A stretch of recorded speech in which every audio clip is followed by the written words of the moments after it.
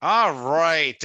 Welcome everybody to our second February workshop this month. A short month, and somehow we managed to get in two, but very excited for our workshop this evening. Before we get to the main event, couple of introductions, try that again, introductions, announcements, etc. I've had enough emails for the day. We probably all have, and I somehow wanted to sneak that in. But so thank you everybody for joining. We have some familiar faces, some new faces. And also I want to start off saying that my name is Josh Mayleaf. I am the president and one of the founders of L&D Philly. So thank you all for being here. This event came together in part as a joint effort with my friend Teresa, who is here from, you can go off mute, Teresa.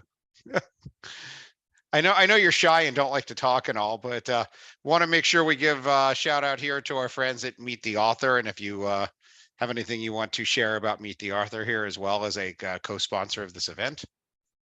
Great. I'm gonna put a little something in the chat. So there's Meet the Author. So you can always find out who's coming and who's been and all of that good stuff. Upcoming programs, April 7th, I have a Zoom meeting at noon with Lisa Hammett.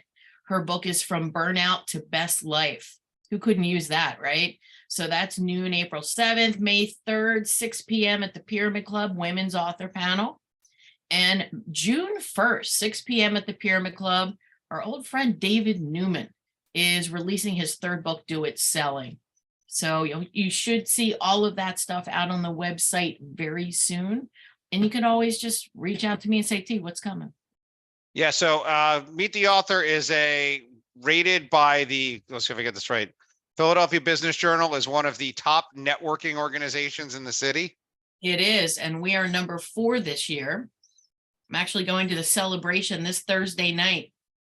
Which sounds like fun. And it has the best view in the city for any networking event, I think, being up at the Pyramid Club. If you haven't been there, there's lots of great stuff. And so Teresa gets some really great authors to come in and speak. So check out the links that she threw in the chat. And as we have some joint things here, being that we do have an author speaking tonight, this was a good opportunity for us to partner. So thank you. And yes, congrats for getting to number 4, as we see in the chat there. All right. So into a little bit about L&D Philly now as well. Again, if you all had to have come to our website to have found us and to register for this event, so you did find us at some point. If you are not a member, as it came up perfectly on time there, it is only $25 a year to become a member of L&D Philly. They get you access to attending events like this as part of your membership, as well as access to our recording library. We are going to have some in-person events coming up, and there are some charges on that above membership, but the members get the best rate, which I'll get into in a moment. So check us out, consider joining, or you're welcome to continue to joining as guest partners, etc. We have a great community out there, and just want to provide the right material for all of you. So a little bit of what's coming up here. So I mentioned we have some in-person stuff going on. Our next event after tonight is now going to be our L&D networking event, which is going to be held at 21 Pips in Ardmore. Talked to some people who have been there before. It's a really cool looking place. They have a lot of different games that you can play. We'll have a game master. There will be food, cash bar available. And for members, it is only $5 to attend. So if you actually miss being with people in the same room and seeing that they have legs and stuff, then this is the event for you. Not that I don't love seeing you all in Brady Bunch format on my screen every time, but the art, you'll have to bring back the art of small talk as well. I know for some of you that's exciting, for some of you it's scary, but you know, what the heck, come try it. So we're going to be doing that March 28th. I will say some of you had registered for another event that we had on the calendar in March. Unfortunately, we've had to cancel that one. It may get rescheduled, but the speaker had a conflict come up. And so if you did register for it, I have an email going out tomorrow that will explain the details, but just want to let you know why that one's not there. The next event that we have scheduled right now is for April 18th. It will be on video, making it better, faster, and more effective from, and let's see, I'll even get you the graphic for this one here. So you can do that quickly. There it is, with Matthew Pierce from TechSmith. So he will give us some insights into doing video a little bit better. Also take a peek in the chat there. So for those of you who are on here, there's some events that are coming up right now from Teresa listed some things, as well as Mark with our friends over at ATD Philadelphia. I know we're still in the process of updating our partner events over here, so we may not have everything on there yet, but you can also go directly to their sites. And there's also, you can go to our partners have a link at the top of the page. You can click and get links directly to all of their websites. But we also do keep the partner and sponsor calendar on our homepage there. That way, if you're looking for upcoming events, you see our events and everyone else in the area who we partner with, so you can find their stuff. There are some bigger ones coming up. Degreed has theirs actually in Atlanta, which is a conference. And then on top of that, I just saw a thing the other day. It was actually in the email, hasn't made it to here yet, but check your weekly emails. There was a posting from our friends National Speaker Association have a big signature event coming up next month. So you can find that as well. But moving on here, want to point out a couple other things. We do have a job board posted here. If you are a member and want to post any jobs, it is free to post jobs. If you're a job seeker, feel free to take a look at things that are posted there. We do have our Twitter feed on there for those of you who aren't on the Twitters. And going to get into thanking our sponsors here. And yes, I know it's not actually the Twitters, but that was fun. So first off, I don't know if anybody was able to join us from Judge this evening. Is anybody from Judge on the call who's speaking on behalf of Judge? Because if not, I will do it. All right. So my turn. So Judge Learning Solutions, they are our website partner. You will find their logo literally on every page on our website. You can get more information by clicking through on their banner there. And Judge does two primary table so I can set up for dinner. Oops. I think somebody just went off mute, but that was exciting. So in any case, let me actually here, I'll mute everybody real quick. So Judge does two main things that I want to make sure everybody knows about. One is custom content development. So if you're looking for help getting some training materials created, you can reach out to them. The other one is that they do placement. So if you have positions you're trying to fill and looking for people, you can work with them to find you candidates. Or on the flip side, if you are a candidate and looking, you can reach out to them for placement opportunities. So again, check out Judge Learning. And then our other sponsor is Degreed. You will find them in our weekly emails. So every week they're in there along with links to what they have available for you currently. And they have a series of reports that they usually share out. So there's one on there now, and I think we're going to be updating with a different one in the next week or two. But take a look at them. Degreed is a learning experience platform, so you can use it to aggregate content from a variety of sources to track completion and those kind of things from people in your organization. So those are our sponsors, and thank you to our sponsors. They allow us to be able to do the kind of programming we do and keep our costs low and make things affordable for all of you in our community here.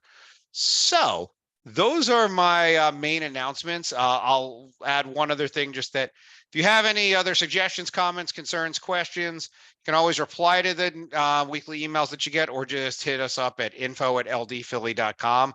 Always looking for suggestions and how we can better serve all of you in our community. So time to talk about what we're here for tonight. And so the last couple of years have been interesting for everybody, right? We all know there was the pandemic, and now we've come out of it, and sort of, and we're all back to normal, right? Everybody's back in oh wait, that didn't happen. So we're trying to figure out what the new normal is here. And one of the, going into, even before the pandemic started, there was this building momentum for virtual training. And I know I started looking into it and learning at it. Now, it's not new for some, including our host tonight, who has been doing this for, we'll say, a while. And but going into it, there was some momentum coming, and I had been studying on that. And then we had the opportunity, and yes, I'll say opportunity, to embrace virtual with a passion, right? And quickly. And so in jumping in and making all of our virtual training great, we also had some opportunities that we had to teach some other people in some cases how to do it. And one of my assignments at a previous company was to help train other trainers to deliver virtually. And when I needed to put together a program, and I did it along with Vicky, who's our producer this evening, we had a Bible for that particular program, and it was one of Cindy's previous books on virtual training. And so when I saw in the fall that there was a book coming up that she was updating and adding on, and now talking about this wonderful world of hybrid and how that works and all these other what's new and current, I reached out and said, Cindy, would you be interested in talking to us about what's out, what's the latest and greatest? And the nice thing about this too is I'm sure we're going to learn a lot of great stuff tonight, but also that this is a book that came out in December, right? So it's still relatively hot off the presses from ATD published it. So if this is just a teaser for you and you feel like you need to know more, good news, you have a resource available. So with that, I am going to stop sharing here and give Cindy an opportunity to take over. She's going to go into a little bit more about what her background is, and I'm sure she'll tell us some about the book as well. And I am looking forward to learning how I can do this whole hybrid thing and do it well.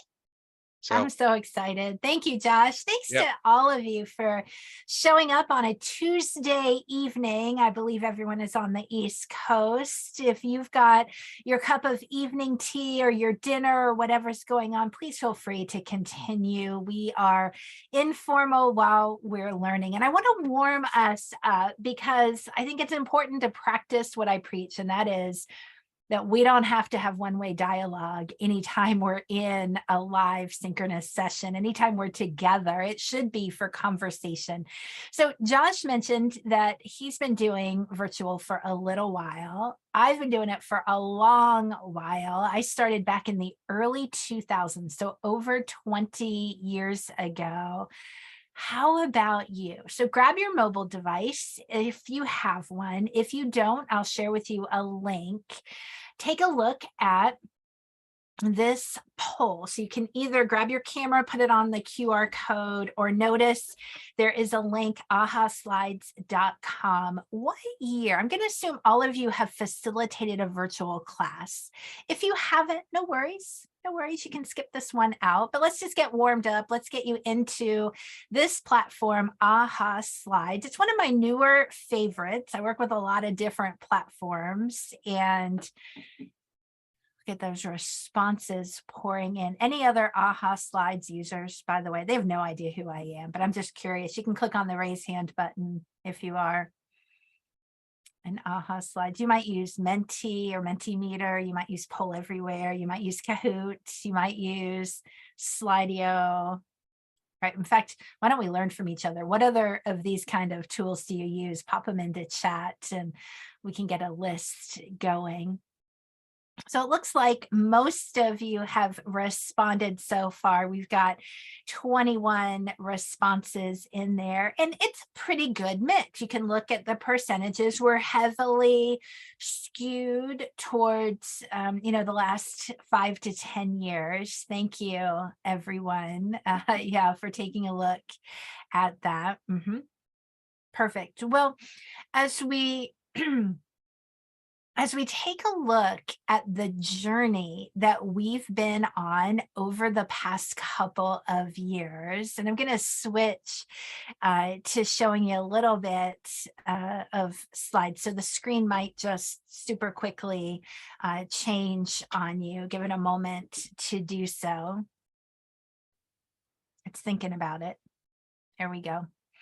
So back in 2003, 20 years ago, this was a screenshot from one of my virtual classes. Where are the WebEx users? Click on the raise hand button if you're a WebEx user. Yeah, thankfully slide design's gotten a lot better, but the overall structure of WebEx and even Zoom that we're using right now hasn't changed a whole lot. Yeah, I see Deborah and several others of you. So thinking about what's changed in the last 20 years.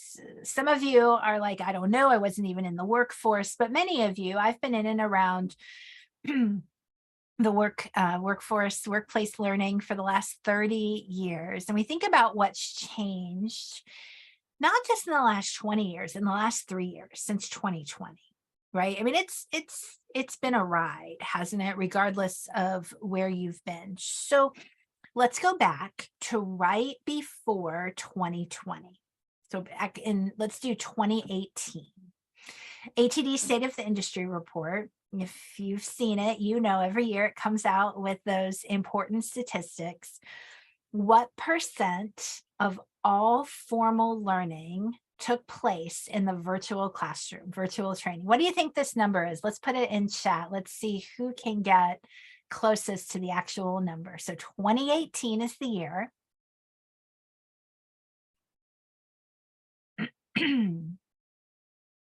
So we're ranging here from 5% up to 35. Megan, I think, Suzanne, you've got the lowest. Megan's got the highest, but everyone else is somewhere in this like 12, 10, 14, right?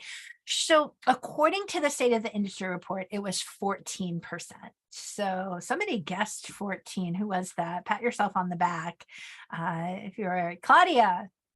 Woo, yeah, that's right. We could all give Claudia a round of applause.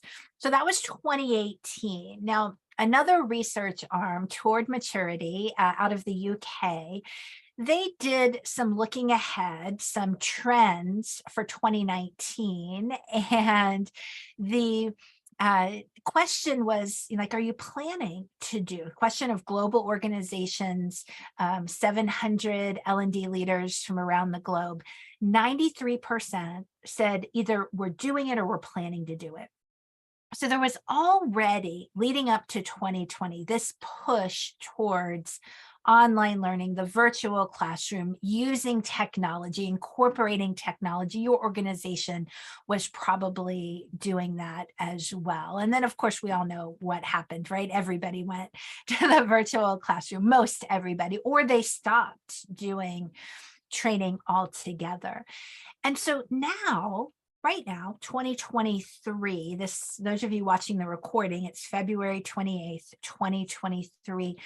We're in kind of this weird location. I see a pendulum moving around because some organizations are back in the office. Maybe they never left the office, depending on the type of organization, but we have a whole lot more remote workers than we ever did. So we've got in-person facilitation, in-person classes. We have our virtual or remote classes. We're trying to figure out hybrid, right? We're trying to figure out, well, what if we have some in person and some online? And we call that hybrid. And then we have all these AI tools popping up. I posted about one on LinkedIn just earlier this week, Scribble Diffusion. Has anyone seen it? If not, you have my permission. That link. And in fact, Vicki, would you copy and paste the Scribble Diffusion link? I know I'm totally risking you all going to the web right now and being totally distracted, but it's okay. scribblediffusion.com. Thanks, Vicki. Where you can add in a little sketch and all of a sudden in like seconds, it turns it into a beautiful portrait. All right. I mean, there's all these crazy tools, tech tools out there. Who heard of Kahoot or Mentimeter or Poll Everywhere or Aha Slides before 2020? Very few of us did. All right. So if you're playing with Scribble Diffusion, here's what I want you to do. You can post whatever you created to the socials and then come back here to Zoom and click on the raise hand button. Let me know you're back.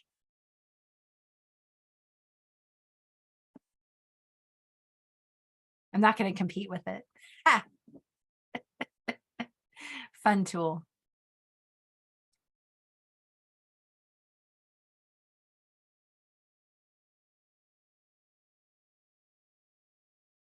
Thank you, Josh. This may be the most fun thing we do all night. Maria. Oh, Shani, are you sharing yours? Yeah, you can. You can totally share what you're creating. Nice owl.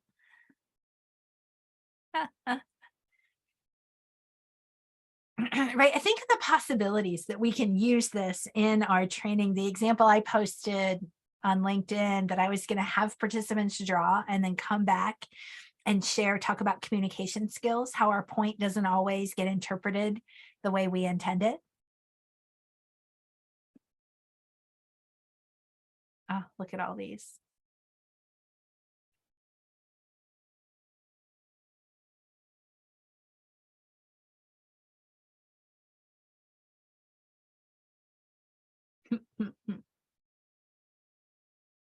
Fantastic. All right, come on back, raise your hand, let me know you're here.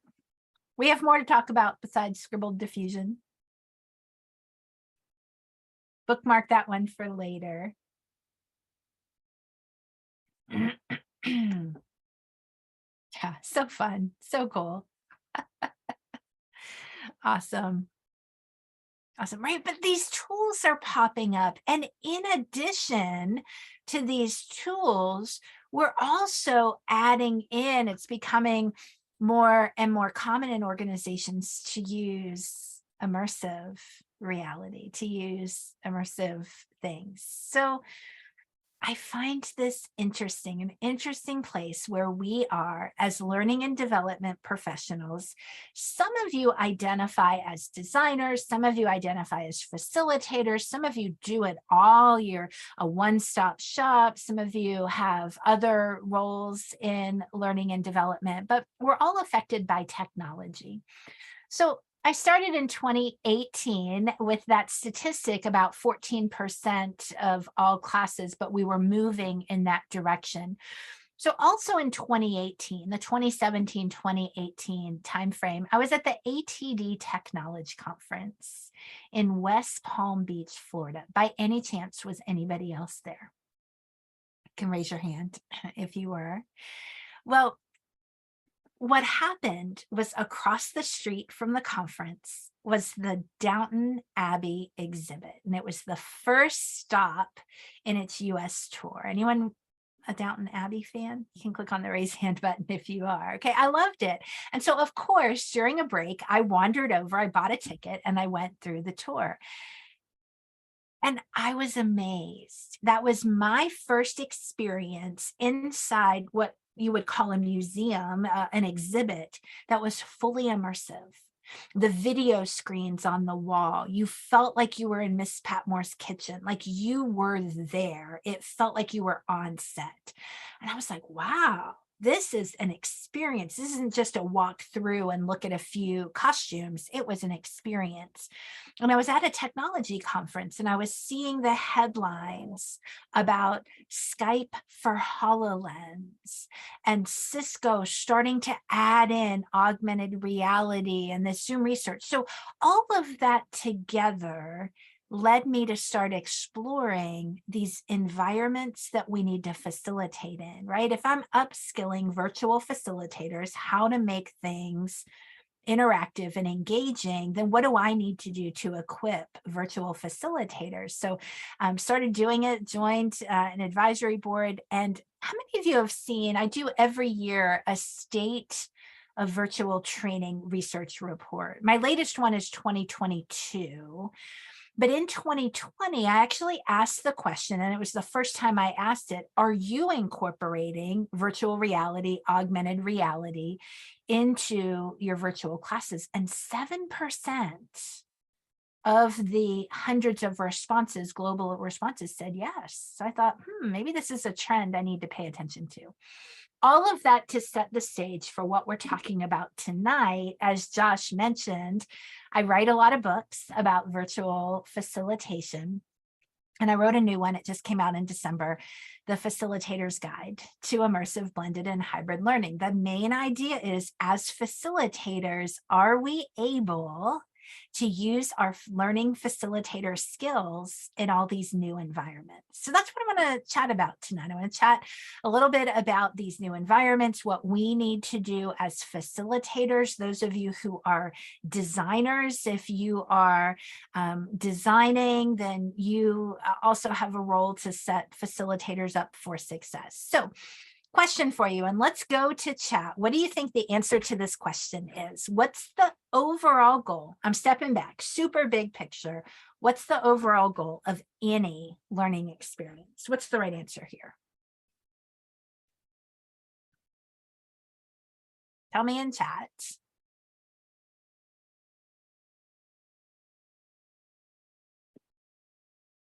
Yeah. Right, you've got it. You've got it. Those of you who are responding so far, right? We're looking for that behavior change. We're looking for those application back on the job, that we're moving the needle, we're causing positive impact on the organization, that the investment is worth it. But what's the biggest challenge of most technology related training? How many of you, can we be honest for a moment? How many of you have been distracted at least once in the 20 minutes that we've been together? Yeah, Megan said it, Kylie said it, Susan has said it, right? This idea of our participants multitasking, does this look like anybody? Right? The ability to try to do it all. The biggest benefit of using these technology tools is you can be in Conshohocken, you can be in New Jersey, you can be in North Carolina, it doesn't matter, but we're distracted. So we have to figure out as facilitators, if we want to cause behavior change, we need engaged learners. Right? Kind of simple and straightforward. We need people to be connected and learning. And you know what? When you have a headset on, when you are fully immersed in a virtual classroom, there's no multitasking. How many of you have had a headset on and you've been fully immersed? There's no right, getting distracted. So I want to talk about, yeah, some of you have definitely done. I want to talk about several types of learning environments, but more importantly, I'd like to know, what are you most interested in our topics tonight? So let's go back to AHA slides. The question has now changed. If you need the QR code, feel free to grab it again or go to the link. Of these 4 different, what I'll call modern environments, which one are you most interested in? And we'll spend the majority or most of our time there.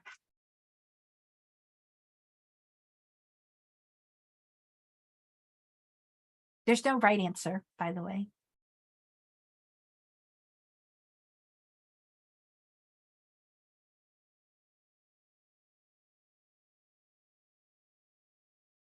Give you just another moment to respond. And by the way, if you aren't able to get to AHA slides, feel free to type in chat. Mm-hmm.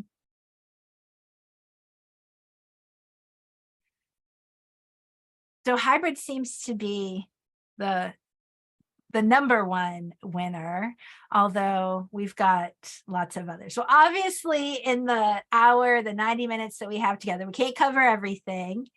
I'm always available, though. I could chat about this stuff forever. Thank you, Mary. But I'll do my best to answer whatever, yeah, whatever questions that you may have. Yeah, nice. Engaging virtual classes, Mary and Lynn are most interested in. So I do think that it's important to ask one question, though, specifically related to hybrid. I do want to make sure we all have the same definition of hybrid, because my guess, most groups I talk with, we have varying definitions of hybrid. Some of you might be surprised to see effective hybrid learning and excellent blended learning journeys side by side. For some of you, that definition is the same. So let me stay on AHA slides for a moment to this question. It might take a moment to catch up. Which one of these, when I say hybrid learning, which one matches your definition? Thank you, Vicky, for posting that in chat, by the way, if anyone's having trouble with it.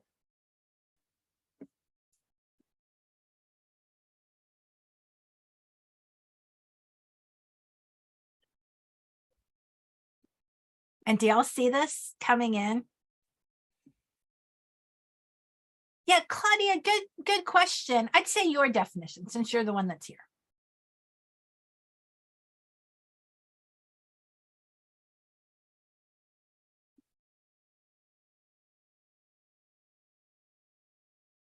All right, so most of you, right, are thinking a synchronous event, but we still have a significant quarter, just over a quarter of the responses saying, well, no, it's like a blended learning journey. It's a combination of synchronous and asynchronous. So I've asked this question of a lot of audiences, and when it comes to our definition of hybrid, it depends. I'm going to stop sharing for a moment.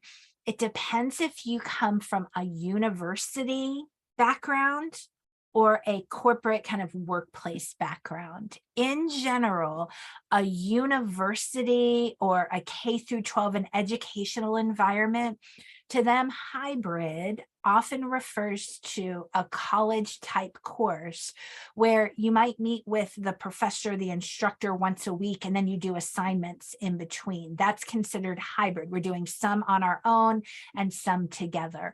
But squarely in the corporate, the workplace environment, hybrid refers to we're meeting at 7 o'clock on a Tuesday. Some people are together and some are joining remote. So my definition of hybrid, this book, well, you know, anything we talk about hybrid, I'm talking about a synchronous event. We're together, but our audience is different in different locations. Yeah.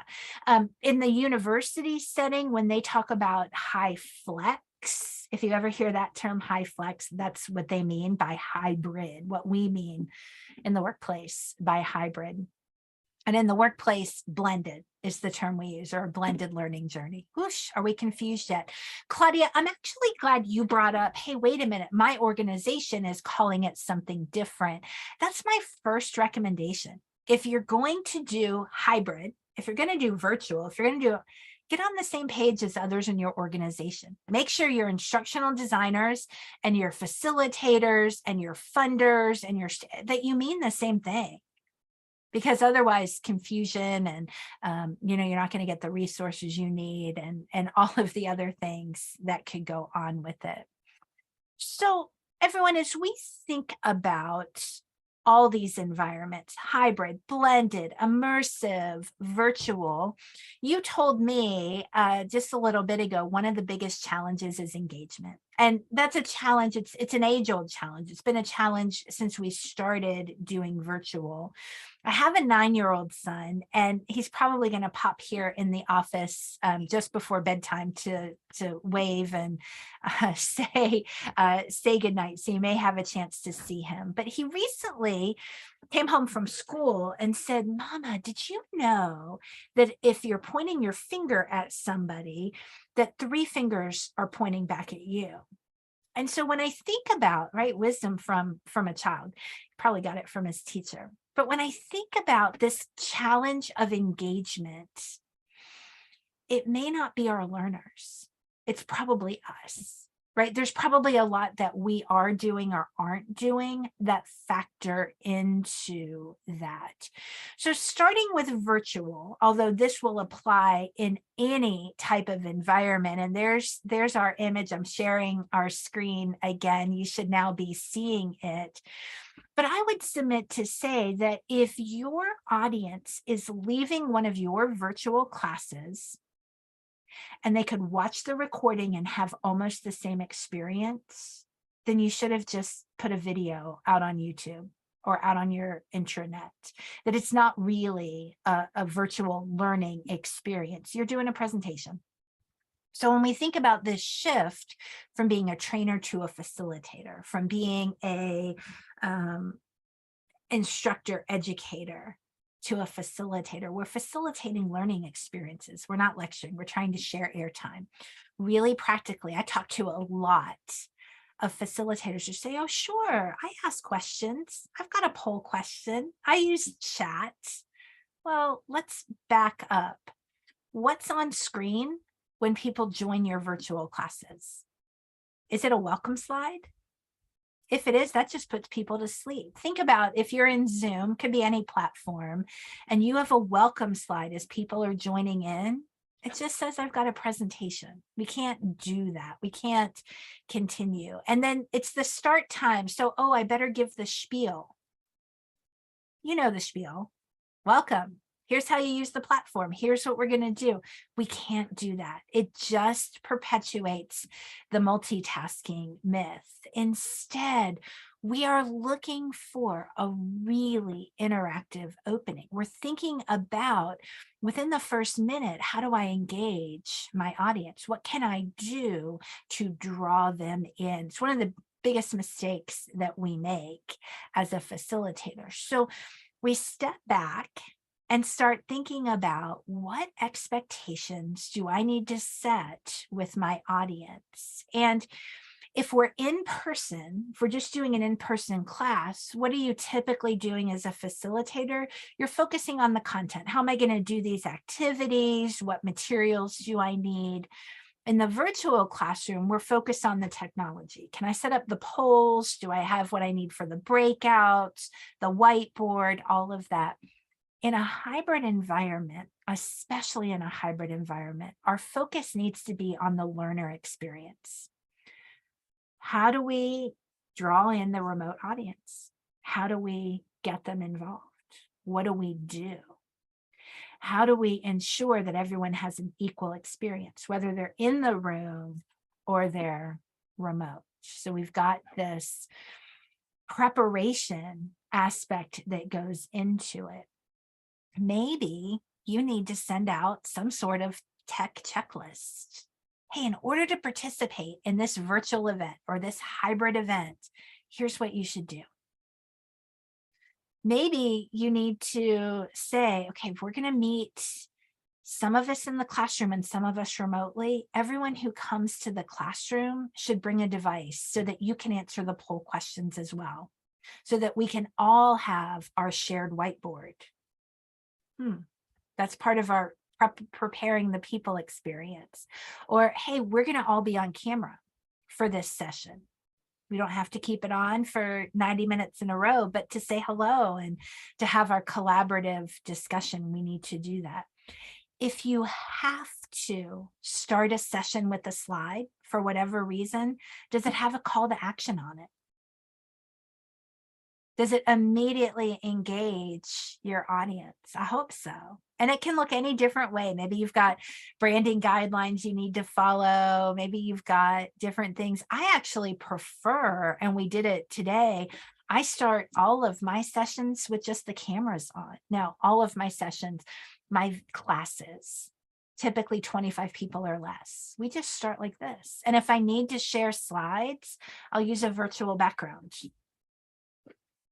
so that we can chat. No need for me to be presenting when we can be talking. And typically, whether it's hybrid, whether it's immersive, whether it's virtual, any sort of environment, the participants are doing something within the first 2 minutes. It's not that the spiel, the housekeeping doesn't need to be done, it just doesn't need to be done first. Hey everyone, introduce yourself. There's 10 of you here. Let's go to chat and get 10 responses. Let's go to aha slides. Let's draw people in a safe, comfortable type of environment. So I would love to answer questions that you have. Feel free to drop those in chat at any time. I'm going to keep sharing some content, keep sharing some information. But when you've got things on your mind. So I see, as I'm looking at, yeah, thank you. I'm looking at our aha slides again.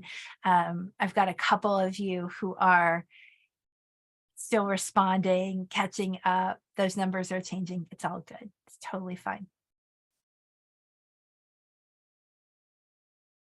So how do you include everyone?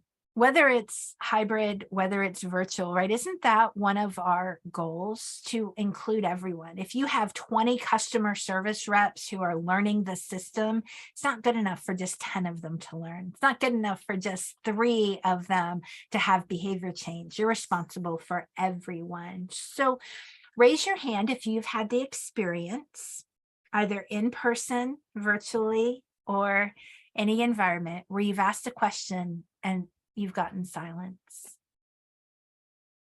Megan's hand went up first. All of you. Yes, Deborah. Right. It's a massive challenge. And it comes back most of the time to how we phrase the question. So think about it. In person, we can ask a question overhead. Hey, who's got experience with this? And we just look around and we know who wants to respond and who doesn't.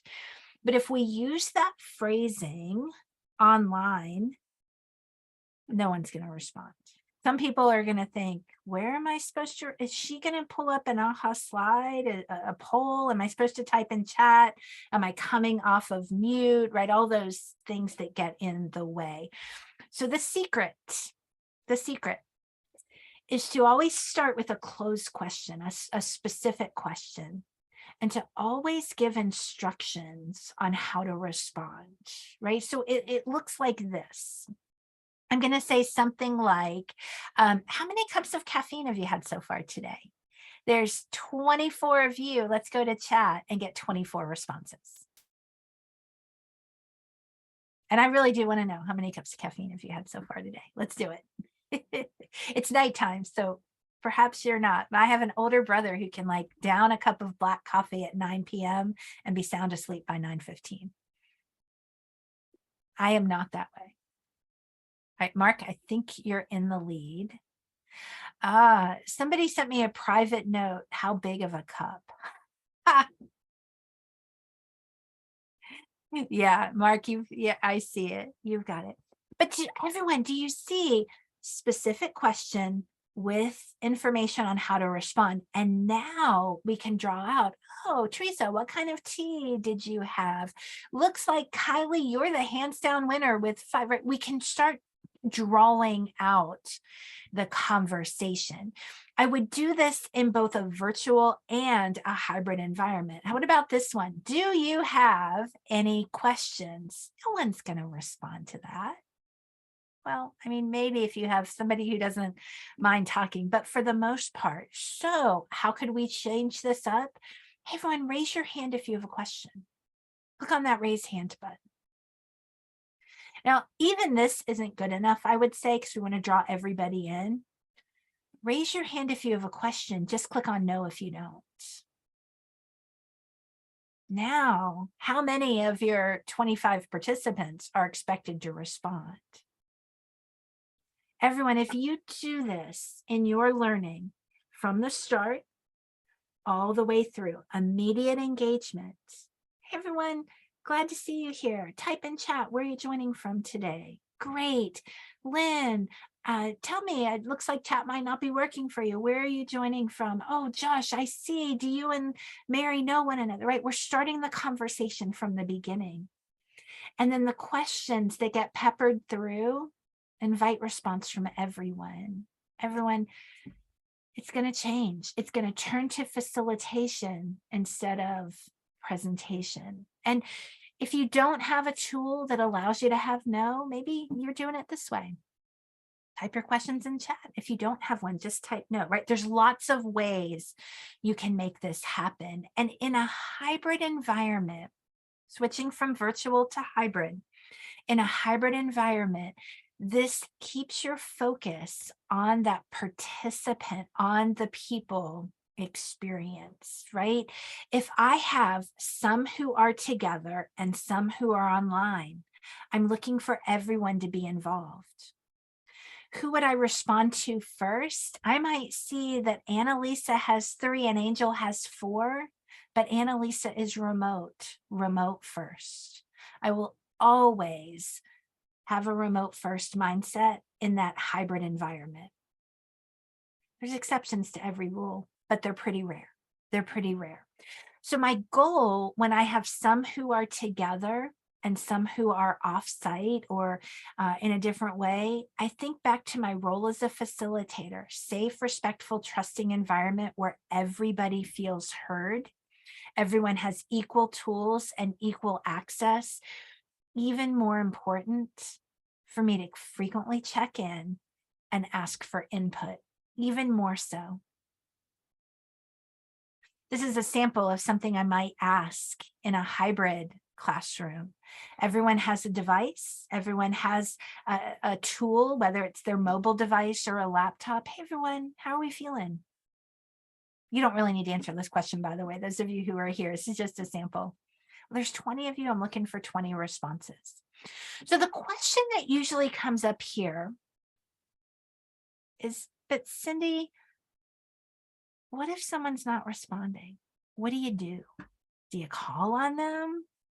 Do you let it go? And part of that is, you know, you work with adults. We're not working with first graders or second graders. We're working with adults. And so there's a level of accountability, job accountability, personal interests. And if we're doing our job in sharing with them what's in it for them, the benefits of them learning, if we're clear on that, if it's the right people in the right learning experience, if we're doing everything we can to invite, then I'm going to err on the side of they've got something going on in their life that, you know, right? I'm not going to force somebody. So Annalise, that's a great question that just come in chat. If you're facilitating in a room with 20 people and there's 2 or 3 people coming in virtually, and I always respond to the virtual people first most of the time. Here's what I would actually do though, because with that ratio where the majority are together and a few, I would buddy up the remote participants with somebody in the room, right? So effective hybrid learning is rarely done solo. There's usually a shared experience. And so I would take a moment at the beginning. I actually did this a few weeks ago. I was in Pennsylvania working with a client. We had a hybrid audience. Almost everybody was together, but we had 3 remote attendees. And so I paired up my remote attendees, each one with somebody in the room, so that when we broke into breakouts, they had their remote person with them and they carried them with them to that part of the room and made sure they could see the chart and then brought them back over to the table, right? So they were paired up with somebody all day long. Yeah, I had them. They were in teams, right? That was the platform we were using. The audio would have been really wonky had they, so we actually, okay, time for this breakout activity. Dial, like some of them FaceTimed and one of them just opened up a new Teams meeting. And yes, carried them and then brought them back and they reconnected to our main Teams meeting. So yes, exactly what we did. And so the goal is you want the remote attendees to feel like they're part of what's happening in the room. And if it's not me who can provide that all the time, I don't want to overwhelm if it's just 2, but we want to have that open communication. Yeah, so Mark, what a great question about requires a strong word. The question is, would I require virtual participants to show themselves on video? Here's my approach. Whether it's all virtual, everyone's remote, or it's a hybrid environment, it's the same response for either one. And I want to come back to something I started to say earlier, and that is when you think about your preparation for virtual, hybrid, whatever, my hope is that it's not just a calendar invite that they get, because that looks like every other virtual meeting right on their calendar. But instead, we're really setting expectations, whether that's through a personal email from the facilitator, whether that's through some other communication method. But my participants will never show up to one of my classes without some sort of communication from me with some expectations. And my expectation is always, hey, this is going to be interactive. Come prepared to engage. Come prepared to contribute, to learn, to discuss. And I will share, you know, we're going to have the videos on. Now, if somebody shows up and they don't have the video on, well, I've already shared most of my classes start like this. Video first. I'm not sharing slides. There's a little bit of peer pressure. Everyone's on video. Again, am I forcing? No, I'm inviting. everyone, we're having this eye-to-eye conversation. I didn't share, but most of the time my participants are in a breakout room within the first 5 to 10 minutes. And they're in a breakout room with just 2 other people. I try to do groups of 3 whenever possible. That's enough that if someone's having tech issues, no one's by themselves.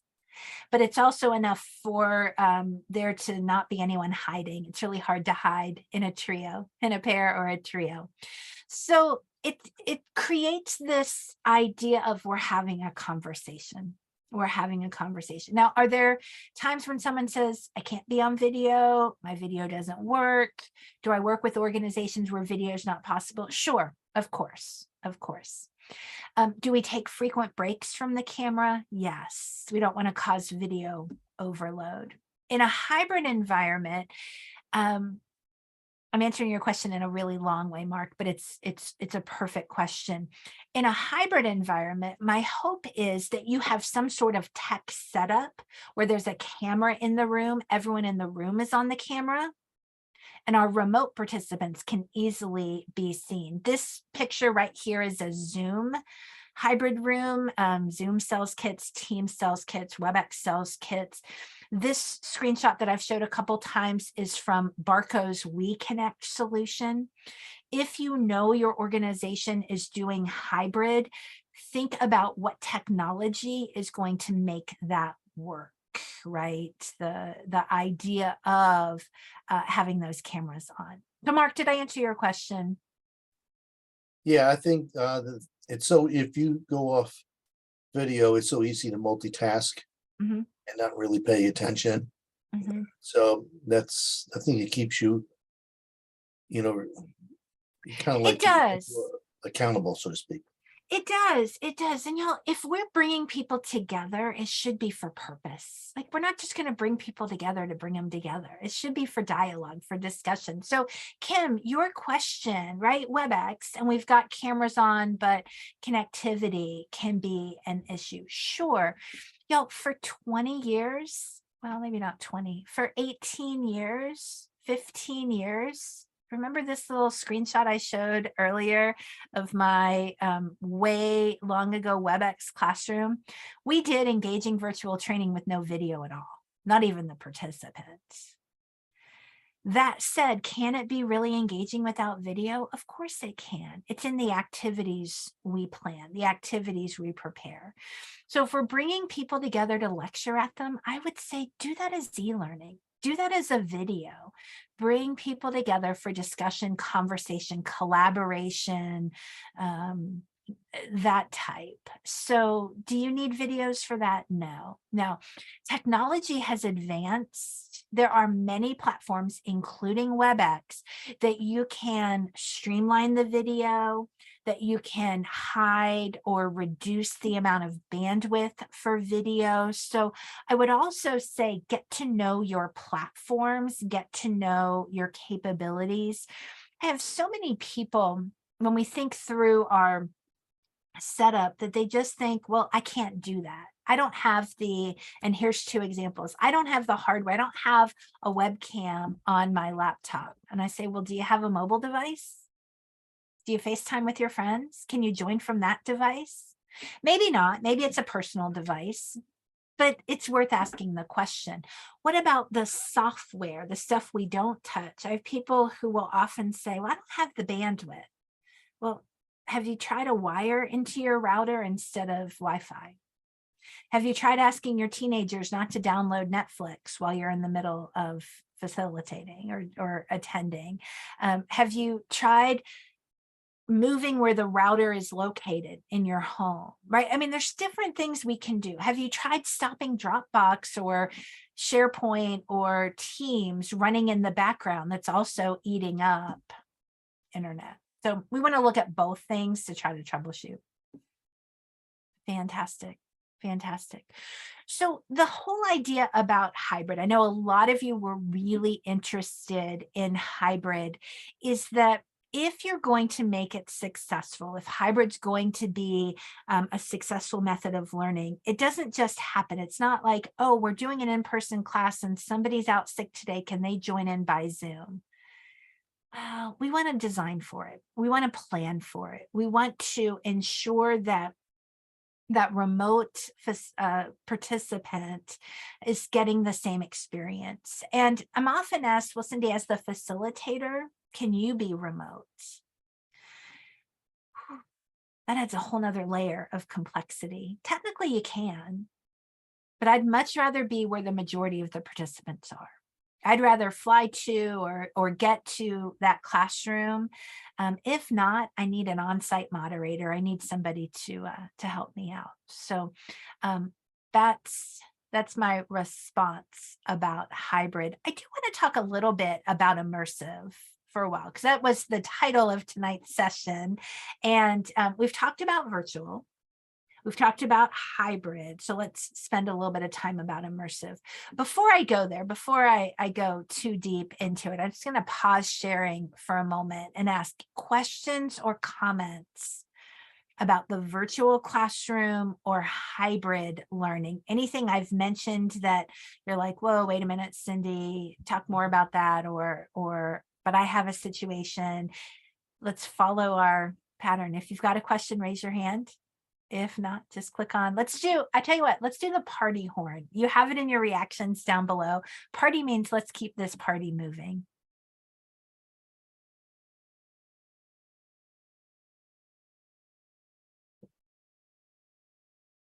I see party horn, party horn, party horn. Some of you are like, where's the party horn? Mark, yes. Do you set out any ground rules for people who are remote, virtual, to avoid distractions?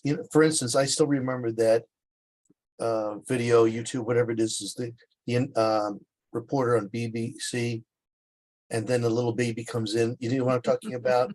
Thinking that it's not seen, and then the mother comes crawling on the floor. So it could be. I know you talked about maybe your son may be coming in, but would you, if you're doing this in a company, would you ask people or set ground rules to avoid certain types of distractions? Or is that the whole notion about people being human and they see their home and stuff like that? Yeah, a little bit of both. I think that's a really valid thing. And I also think our standards have changed in the last 4 years, right? So when that video, the one you're referring to, where the little toddler came in and the gentleman was on the nightly news, 4 years ago, it really wasn't appropriate to have your home, right, kind of showing up. But given what's happened in the last 3 years, it's become a whole lot more like we're working from home and here's my kitchen, or other people are around. So I have two responses, kind of two thoughts for you. Number one, do we set guidelines and ground rules? Yes. But here's what I do. And I'm actually going to demo this because we're in Zoom and I just said I'm going to demo it, but let me see if I can. All right. Does everybody see? And I'll spotlight this.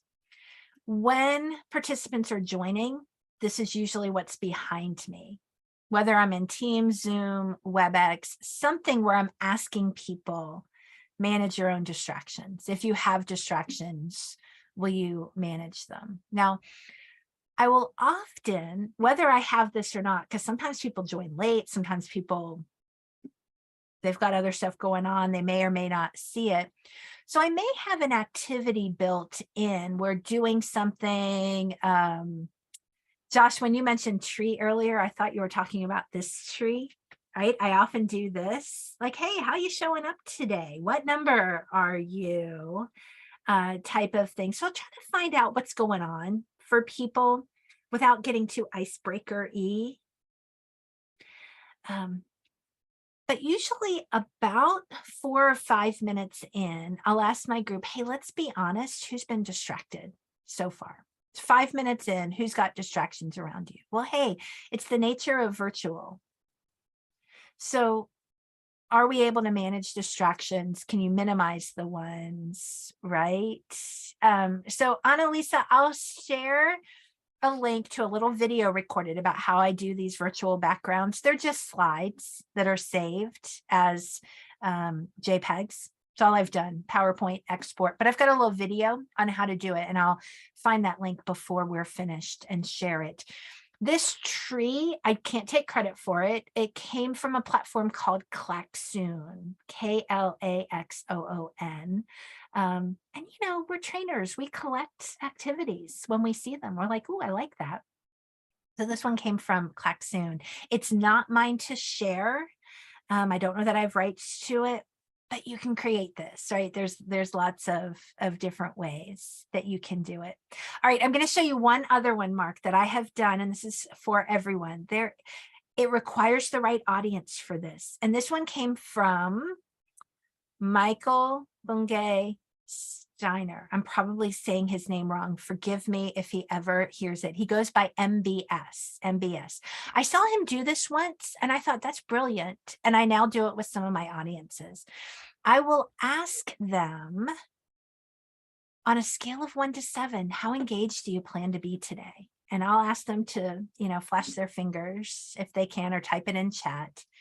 And then I'll ask, what would it take to increase that number by 1? What do you need to do? Right, you're putting it on them. You're asking for their involvement. So these are, I've used this in Zoom. And so what am I doing right now? I'm just changing virtual backgrounds in Zoom. I've got them loaded up in Zoom and changing virtual backgrounds. And this is my real one. And then how am I switching between slides? Claudia, I've got a slide deck that I prepared, and not knowing what the group wanted to focus on, more virtual, more hybrid, more immersive. And so I just going from one slide to the next.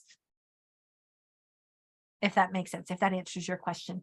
So y'all, I probably just messed up your Zoom view because I spotlighted myself. Feel free in the upper right corner to go back to gallery view. That way you can see everyone, or side by side view. And I do want to talk a little bit about just true immersive VR. Let's spend a couple of minutes there, because it is perhaps more accessible than we might think to us as facilitators. And I'll share my screen again. When we think about the idea of putting on a headset, so prices are coming down. You know, many organizations are purchasing, renting, using them. And if you've never had a headset on, it is, when I say immersive, it truly immerses you in a simulation.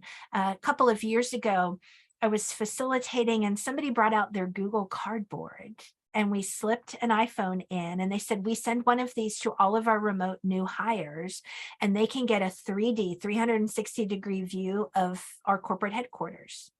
And they can walk up and talk to people that they might interact with as new hires, somebody from HR, somebody from procurement, somebody from IT, and we give them this immersive tour, and it didn't cost a whole lot to put together. So it's becoming more accessible. And specifically, when we think about, well, why would I invest in that? There's still an expense to get equipment or to create a replica of our workplace.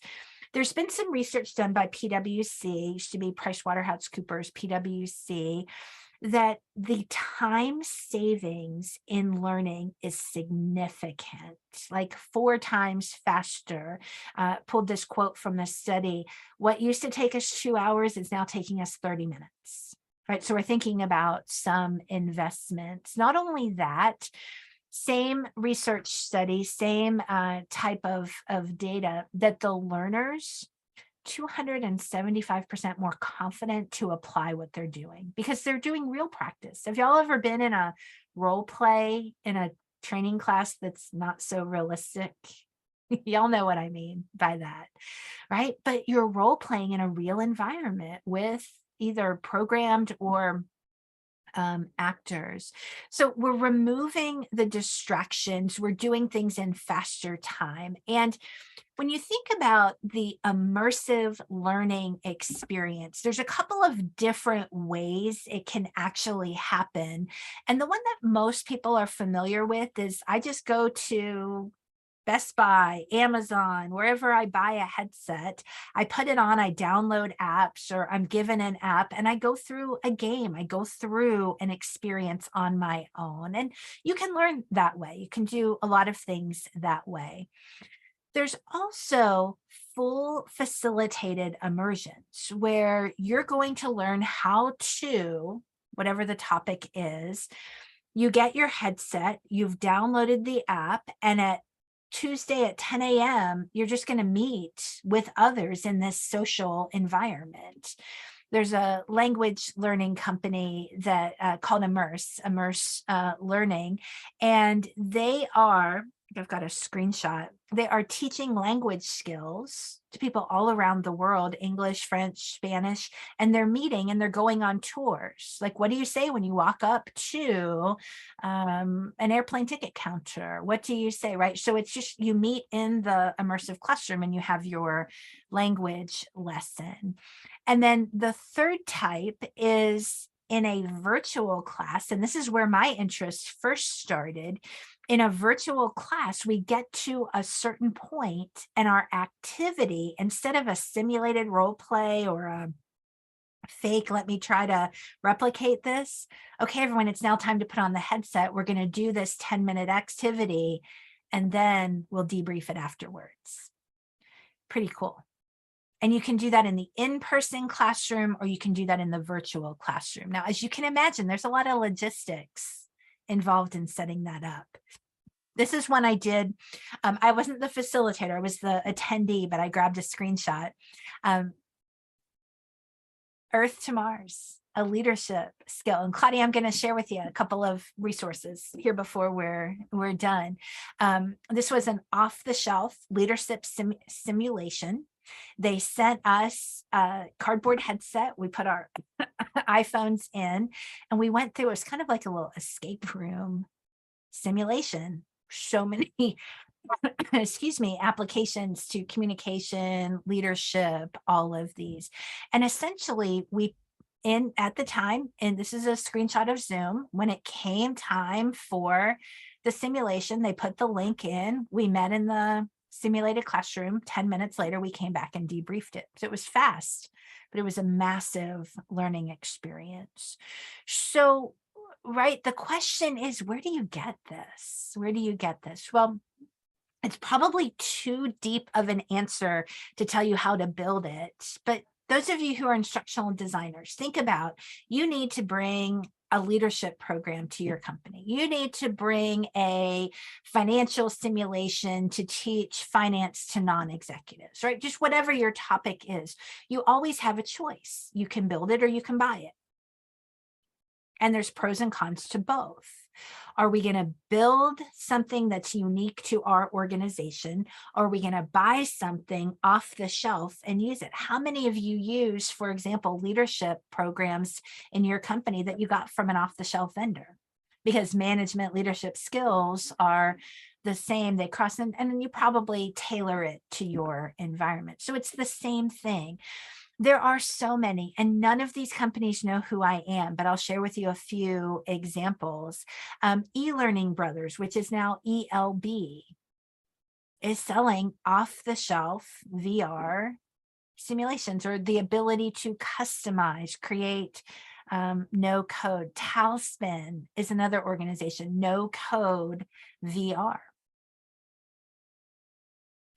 One of my favorites, Immerse, not the language company I mentioned. Believe it or not, there's two VR companies called Immerse. This one is based out of Europe. They have the Immerse Marketplace. It is a VR content library that you can purchase off the shelf VR simulations on topics of all different types. Right? No code, meaning you don't have to. So imagine e-learning. 10 years ago, we needed programmers to do it. Now we can use Storyline or Rise. So no code programming is kind of the same thing. It's a lot easier to create. So, I mean, there are sources for VR simulations. If you decide as an organization, this is useful for us. A couple years ago, Walmart did simulations for its store managers to simulate Black Friday crowds to teach them how to manage. Right? You want to teach them something like that, not in the moment of it happening. You want to create. Verizon created a VR simulation on a robber, somebody coming in to rob the store. What do? Right? Highly effective, highly emotional, which is why it's a facilitated experience, not a self-directed on your own, but it's a facilitated. DDI, the leadership company. The second one, the example, Verizon, Walmart, Verizon. Delta uses VR to teach pilots certain scenarios, safety scenarios. But there's lots of examples out there. UPS with its drivers does a simulated driver training course, right? So the investments, now a lot of those are big companies. Smaller companies are looking at some of these more affordable solutions. It's still an investment, right? It's still an investment. But y'all, I want to show you something even easier, even perhaps closer to home. And I've got a screenshot. Let me find it. Aha. Okay, so we're in Zoom right now. Does everyone see across the bottom of your toolbar, your control bar? You know how you have chat and participants? Does everyone see apps? Oh, thank you, Vicki. So Zoom, WebEx, Teams, most of the major virtual platforms are now building in the ability to incorporate apps, just like you might find apps on your mobile device. What other functionality can we use? And some of these apps, here's a screenshot of an example, are VR simulation apps, where you can, so Mood Up is an example. They've actually been around for a while under different names, Learn Bright. They have where you can go in and build a VR environment. This is part of the app. So like Slido or Mentimeter or Poll Everywhere or Kahoot that you can link to from Zoom. You don't technically need a headset. If you don't have one, you can still, it's not as immersive as it might be otherwise. This is one for WebEx, 3D Frame, right? There's several of them out there. Now, what do you need to do for these to be successful? Well, part of it's going to depend on the simulation, right? If you think about it, are you an active player in the simulation? Like, are you part of the experience? Well, then you're in your headset going alongside. You're, part of the instructor, you're part of the simulation, or are you just watching the experience happen and your role is to debrief it afterwards? Right? So you bring people through the experience. You're just there to help, tech support. They're having it. And then afterwards, we'll help our participants reflect and apply and learn. Now we need to make sure they're comfortable with the headset, that they know where to click. We need to right? We need to guide them through and then pause that when needed. Tell people if you're feeling motion sick, you can take the glasses off or take the goggles off, right? Take a break from it, come back.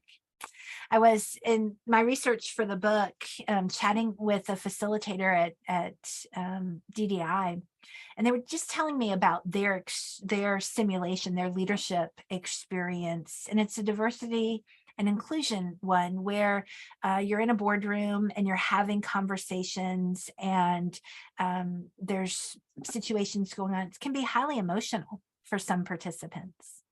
So what do we do as facilitators? Yeah, we know how to debrief activities. Those of you who've been facilitating, you probably debrief activities all the time.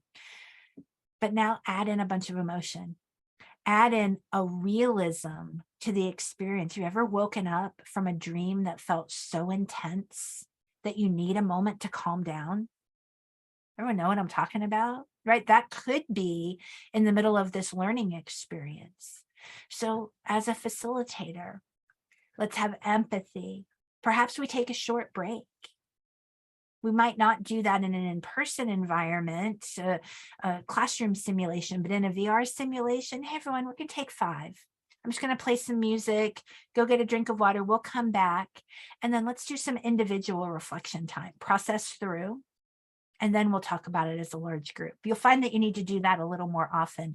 Our facilitator skills go to the max when we're doing these types of things. So let me pause here.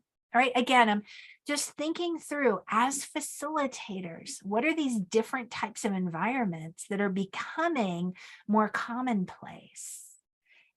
Hybrid, virtual, blended, immersive. What's on your mind? What questions do you have? Or comments or experiences that you'd like to share? Oh, Annalisa, go play with it. They don't know who I am. Just tell them I heard about that in some author chat. I'll give you one, Cindy, just Yeah, to Josh. kick this off, and then anybody else can jump in here as well.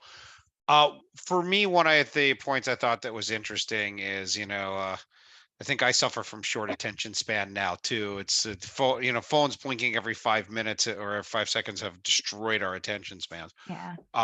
And the idea that the immersiveness, if that's the word, of using VR and being in the goggle. Yeah, you can't look at your phone because you're just going to see your virtual hand, so that doesn't Yeah. help.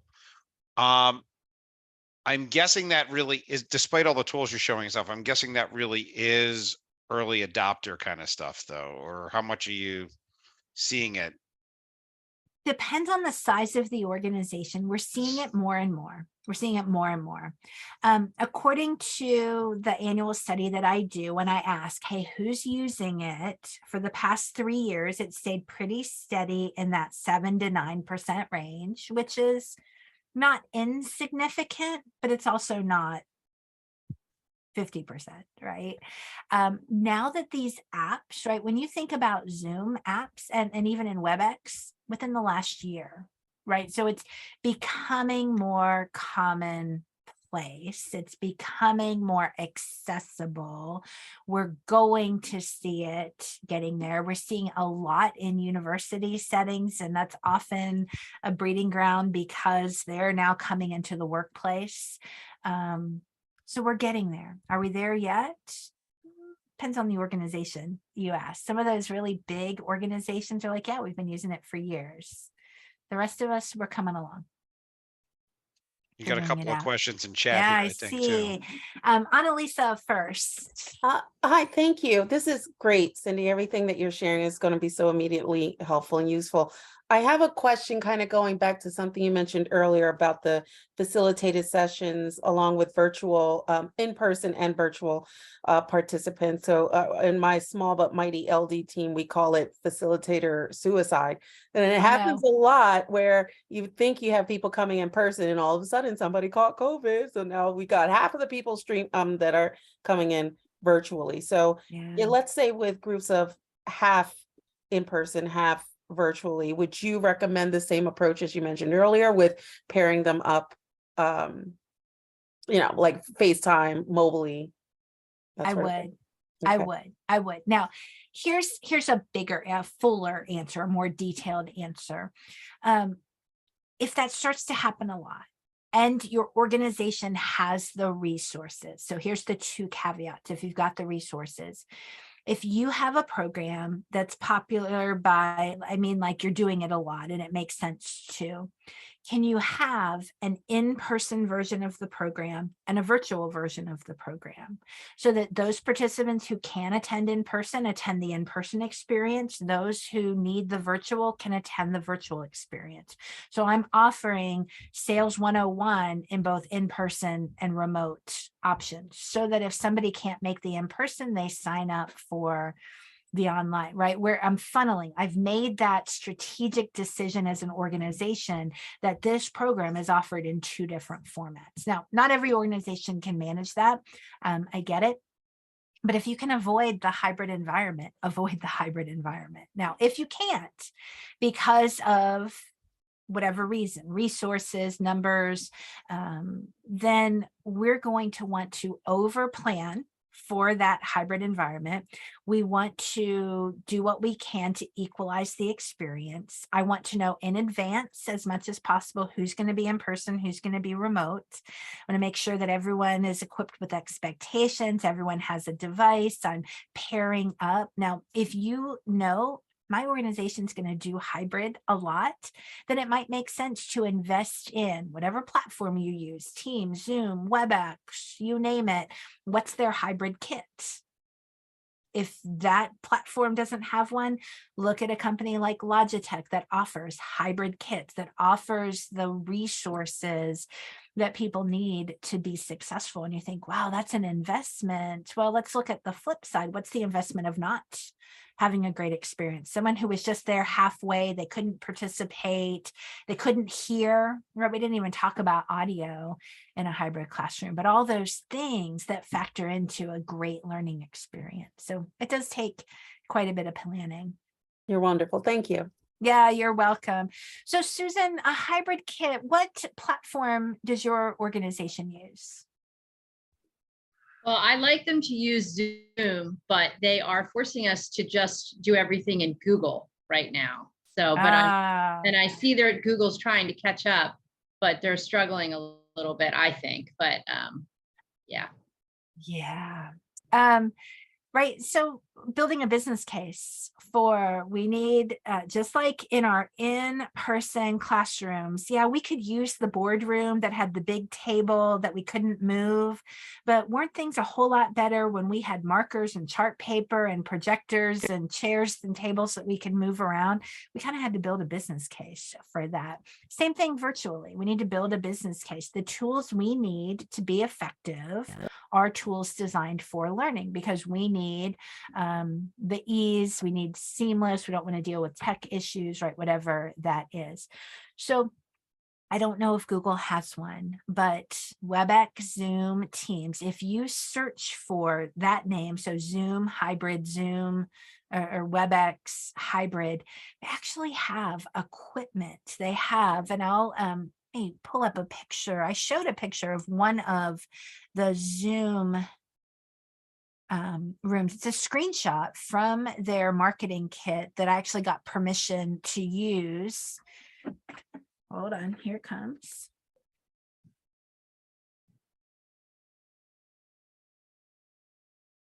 Right, where it has this board. So it's actually more than the board, but it has the, in the middle. Yeah.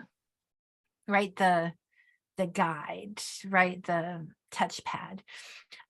There's a, and I'll have to think of the official name. It's called the OWL camera, OWL camera. If you do a web search for that, anyone use an OWL camera, you can put it in a conference room and it does 360 video and it picks up the audio. At minimum, you might have something like this.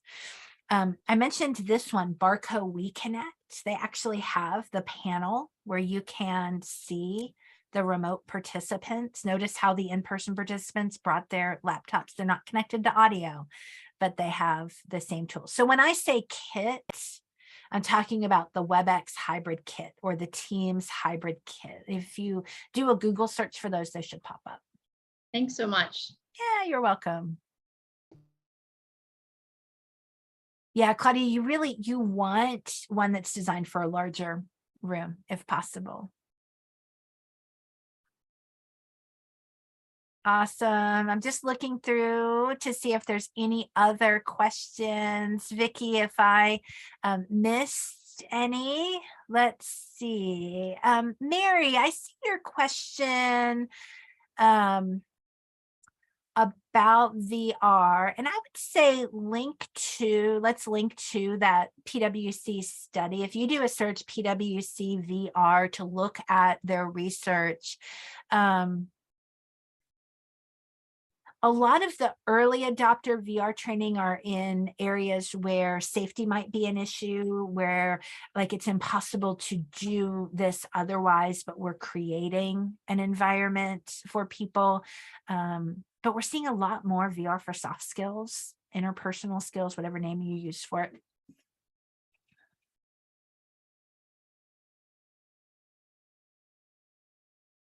Annalisa, I love it. I love it. Vicky, I Si- see that you shared an example of the VR you're using. If you wanted to say anything about that, that might be helpful. And then Josh, I know you had a comment. Yeah, I actually wasn't too, I was very skeptical when they indicated we were going to be introducing VR, and it's I took it myself, and we had 3 pilots, one for performance feedback, one for delegation, and one for crucial conversations, critical conversations, whatever you want to call it.